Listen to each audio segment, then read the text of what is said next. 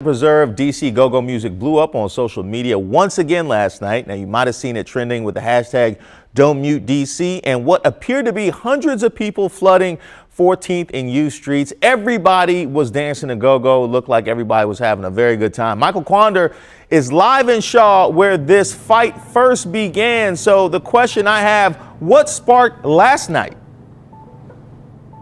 Yeah, that's a good question. I got to tell you, though, it was lit.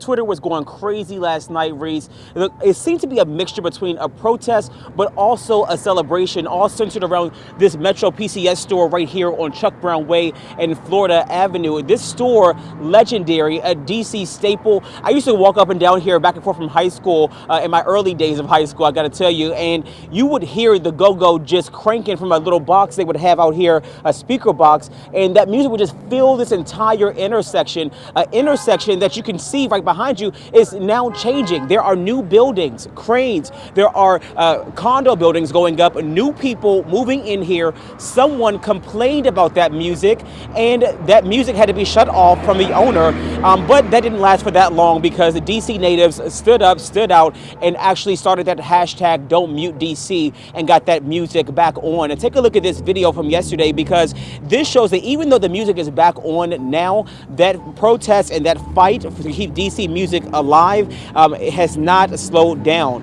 Last night, some bands turned U and 14th Street into a real live go-go. I mean, you could see people flooding the streets, singing, doing a little beat your feet on the sidewalk there. A lot of people just pulled out their phones also and started snapping pictures, recording video, and posting tweets.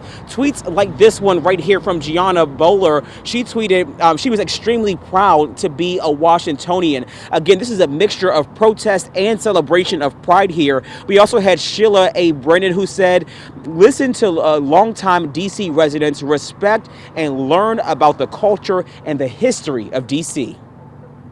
If you scared of go-go music being played in your neighborhood, why are you here? It's definitely a sign of the gentrification. And it's a sign of people, you know, that are like not willing to just give up everything.